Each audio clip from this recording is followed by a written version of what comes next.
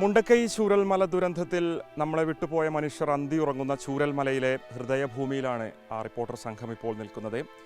ഇന്നലെ ഇപ്പോൾ മുസ്ലിം ലീഗിൻ്റെ ടൗൺഷിപ്പിൻ്റെ ഉദ്ഘാടനം കഴിഞ്ഞു. നിരവധി മനുഷ്യർക്കാണ് അവിടെ വീടുകളൊക്കെ തന്നെ കൈമാറിയിട്ടുള്ളത്. ഇന്നിപ്പോൾ സംസ്ഥാന സർക്കാരിൻ്റെ ടൗൺഷിപ്പിൻ്റെ ഉദ്ഘാടനം നടക്കാൻ പോകുന്നു. അവിടെയും നിരവധി ആളുകളെ കേരളത്തിലെ ജനങ്ങൾ ഒറ്റക്കെട്ടായി ചേർത്ത് പിടിക്കാൻ പോവുകയാണ്.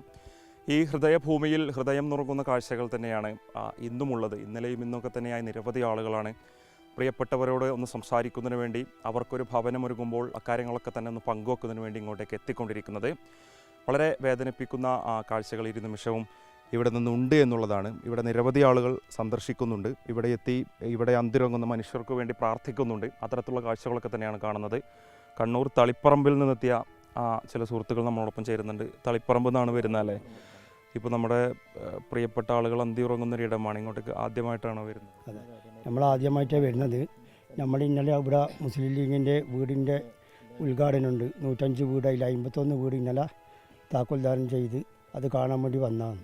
ഇപ്പോൾ ഇവിടെ നമുക്കൊരു നമ്മളൊരു സ്നേഹിതൻ്റെ വീടില്ലാണ്ട് ഇവിടെ തങ്ങിയിട്ട് ഇന്ന് ഈ ഖബർസ്ഥാനം കണ്ടിട്ട് മടങ്ങാനുള്ള പരിപാടിക്ക് നമ്മൾ ഇവിടെ വന്നു.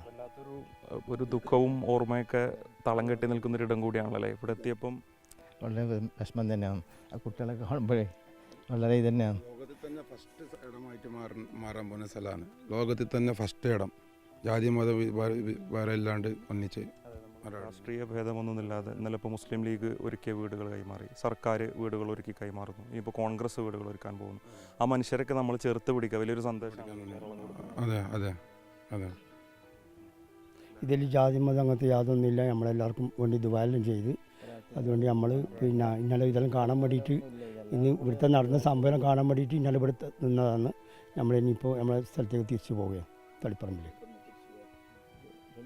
കൂടി ഇതുവരെ വന്നില്ല, ഒന്ന് ഇതായിട്ട് ഇങ്ങനെ വന്ന് വരാമെന്നുള്ള ഉദ്ദേശത്തിൽ ഇങ്ങനെ വന്നതാണ്. അപ്പം ഞാനത് കിടക്കുന്നുണ്ട്. എല്ലാ മതത്തിൽപ്പെട്ട ആൾക്കാരുണ്ടല്ലോ, ഒന്ന് പ്രാർത്ഥിച്ചിരുന്ന് പോകുന്ന ആൾക്ക് അങ്ങനെ വന്നതാണ്. അങ്ങനെ സന്ദർശിക്കാൻ വേണ്ടിയിട്ട് വന്നതാണ് എല്ലാവരും. മനുഷ്യൻ പല ഘട്ടത്തിലും പല സ്വഭാവങ്ങളിലേക്ക്, സ്വാർത്ഥ താല്പര്യങ്ങളിലേക്ക് പോകുമ്പോൾ ഇത്ര ഇടങ്ങളൊക്കെ സന്ദർശിക്കുന്നത് അല്ല, ഇങ്ങനെയുള്ളൊരു സംഭവം കണ്ടാൽ തന്നെ മതി. മനുഷ്യനെല്ലാവരും ഒത്തൊരുമയിൽ പോകാമെന്നുള്ളൊരു ഇതിൽ പിന്നെ യാതൊന്നും നമ്മൾ ഒന്നും നോക്കേണ്ട ആവശ്യം വരുന്നില്ലല്ലോ. കാരണം ഇങ്ങനെ ഓരോന്നും വരുമ്പോൾ നമുക്കൊരു പാഠം പഠിക്കുമോ മനുഷ്യന്മാർ തമ്മിൽ. അതാണ് ഈ സുഹൃത്തുക്കളൊക്കെ തന്നെ പറഞ്ഞ പോലെ ഇവർ കണ്ണൂർ തളിപ്പറമ്പിൽ നിന്നുള്ള ആളുകളാണ്.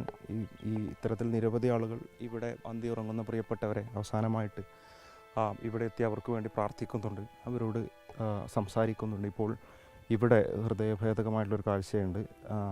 പ്രിയപ്പെട്ട 3 മക്കൾ നിവേദും ധ്യാനും ഇഷാനും ഒരുക്കിയിട്ടുള്ളൊരു ഖബറിടം. ആ ഖബറിടത്തിൽ മാതാപിതാക്കൾ കളിപ്പാട്ടങ്ങളൊക്കെ തന്നെ കൊണ്ടുവന്ന് വെച്ചിട്ടുള്ള കാഴ്ച. നേരത്തെ ക്രിസ്മസിന് ഈ മക്കൾക്ക് വേണ്ടി ആ മാതാപിതാക്കൾ ക്രിസ്മസ് ട്രീയൊക്കെ തന്നെ ഒരുക്കിയ ഹൃദയഭേദകമായിട്ടുള്ള കാഴ്ച നമ്മൾ കണ്ടിരുന്നു.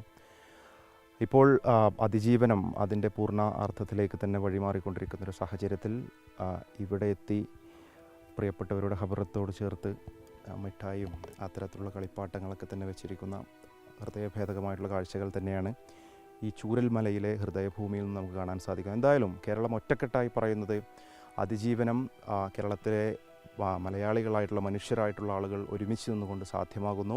അത് രാഷ്ട്രീയ ഭേദമന്യേ ജാതി ഭേദമന്യേ സാധ്യമാകുന്നു. അത് ആ നിലയിൽ തന്നെ ഇനിയും മുന്നോട്ട് കൊണ്ടുപോകുമെന്നുള്ളത് തന്നെയാണ് മനുഷ്യരെല്ലാവരും ഒറ്റക്കെട്ടായി പറഞ്ഞുകൊണ്ടിരിക്കുന്നു. മാനവികതയുടെ വലിയ ഒരു മഹത്തായ സന്ദേശം തന്നെ ഈ ടൗൺഷിപ്പ് പോലെയുള്ള പദ്ധതികളിലൂടെ കേരളം ലോകത്തിന് മുന്നോട്ട് വെക്കുകയാണ്. വീഡിയോ ജേർണലിസ്റ്റ് ഉണ്ണി തുകൂറിനൊപ്പം reporter Mubashir P Akbar, reporter Wayanad.